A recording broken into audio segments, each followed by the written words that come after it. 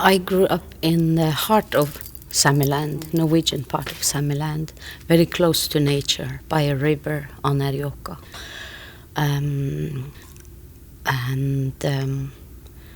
With a lot of space and a lot of freedom. But then there was this very strict Christian religion that my parents belonged to, and so because of that it was also very restricted, but I mean the nature was open and spacious. And we collected from the nature. I grew up with a lot of salmon fishing, picking berries, and a lot of animals. We didn't have reindeer. My family didn't have reindeer, but we had a small farm. I think as a child I was always singing, and what I was singing was the religious hymns that my parents taught us. I never heard the traditional singing because that was banned. I only heard it on the radio, but every time it came it was switched off because it was banned by the Christians. In the beginning we were singing songs in Norwegian, English, Swedish. I didn't even think about singing in Sami. And then the more I started to write my own songs, I started to question myself. Why are you ashamed of your own language? Why don't you sing in your native language? And then all these songs started to come in Sami. And this my music, it took me on a journey where it was in the beginning it was like a therapy for myself. I just had to get to question all these things and find out myself why I wasn't proud of my own background. And I looked around me and I saw I wasn't the only one feeling like that. And so my first songs, my first lyrics were very much about this. What on earth is going on? Where does all this shame come from? Who put this shame inside us? And then the next step was, there was a lot of anger, because when I realized what had happened to my people and what I saw had happened to other people all over the world, how we were in a way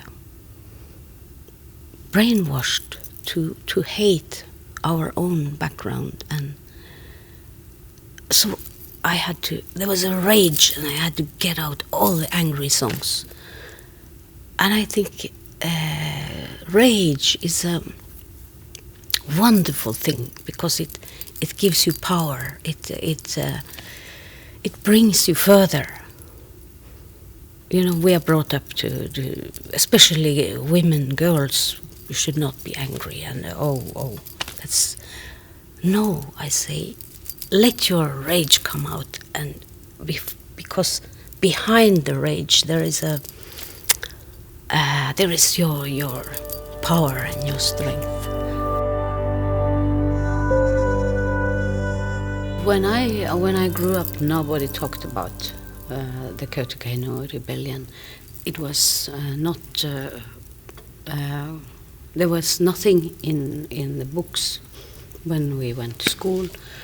Actually, nobody talked about it. I remember as an art, I mentioned it in an interview, and then there was a lot of reactions because I said something wrong. Not that that's when I understood that this is not talked about. and actually that there is a lot of feelings and pain that is not talked about, and there's a lot of confusion because what we heard was that it was a crazy religious rebellion, crazy people who went crazy, and then I started to read about it. I started to ask questions, and of course during the years that we made the soundtrack for Nils Gaup's film Kautokeino Rebellion, I learned a lot. It was very interesting to learn about Elle, who was one of the leaders, and I actually made a song specially for her. And it was, in a way, I think the fact that Nils Gaup made this film, it's like it was a relief for the relatives, for the families who had been for a long time living with this, that these were just crazy people. But we could see the whole history, that there was a reason why these people were angry, why there was a rebellion. And I actually also I checked the names of people who were a part of the rebellion, and part of my family come from Kautokeino, and I have a lot of relatives called Spain, but the Spain name was changed to Oskal, and I'm thinking, was it because of the rebellion, because people had to forget? And also, I was always questioning why, especially my father's family, it was so important for them that their children became Christian, and that we never were suspected to deal with the old religion, the old spirit ways, the drum, the yoiking. I think this has to do with the Kautokeino Rebellion, because this was a big shame for the Sami people, and especially the families involved. And it still lives today, this shame. That's why this film was so important. Because we have to tell our stories, our versions of the stories, instead of letting the lies be there as the only truth, or the stories told by those with power. I think the last 30 years there have been a lot of positive things happening, and the main thing is that the Samis themselves are stronger. We are more proud. We have been getting rid of the feeling of inferiority, of shame. There has been a healing. So I feel that the Sami people are much stronger, and of course in Norway the situation is much better than it was 30 years ago. When you look at the whole Sami we have in Finland, Sweden, and Russia, I think they are only just beginning to deal with the Sami issues. In Sweden, for instance, I think they are where we were 30 years ago. It has been interesting now to see what happens on the Swedish part of Samiland. There is a movement. There are young people who are very outspoken, and they are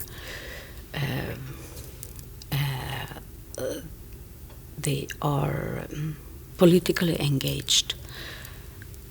And I challenged, because at one point it was like it was me and a few others always out there talking about this. Then I said that now I want to retire. And it looks like after that, I feel that there was an explosion of young people who are politically engaged, who are very much aware of that they have to be awake. It's not. It's a constant fight for our culture not to disappear. So I'm very positive. I'm very optimistic. Of course, this is always this greed that is coming into our areas, the greedy mouths. It's all about money. But I can see that the young people are aware, they are awake, and that gives me hope. Some people say that you have to leave the old in order to survive in the modern world. But I think the best way to survive is, okay, you have to be open to the modern, what it brings, but you have to keep your heritage and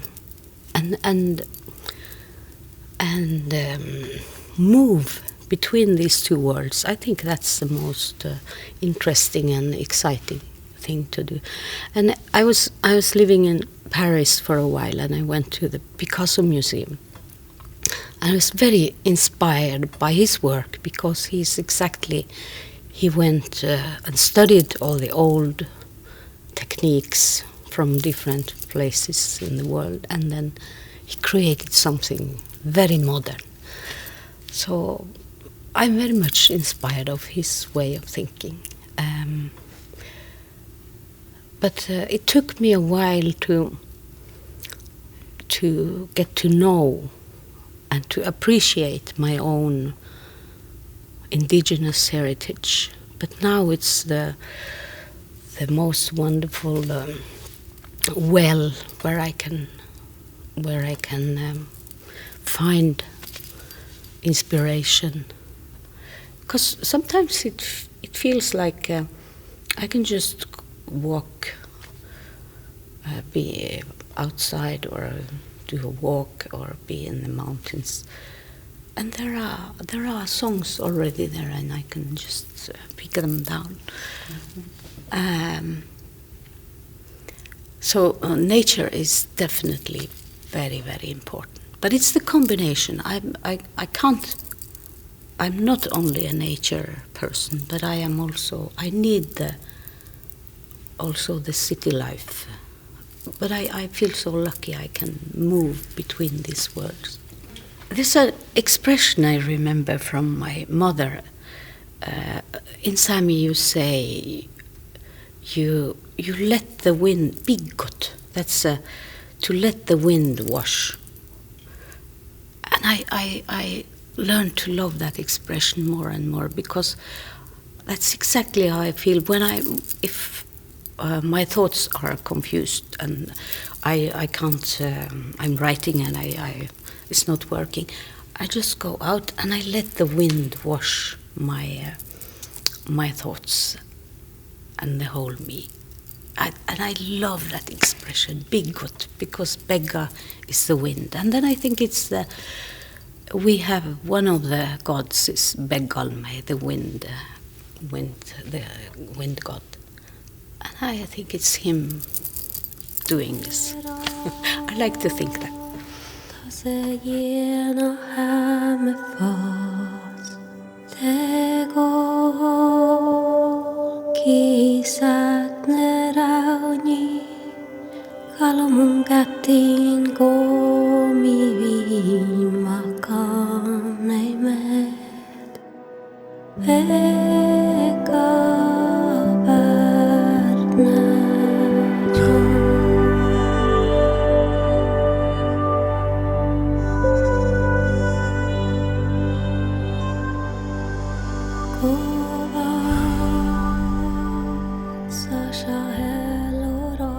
was there.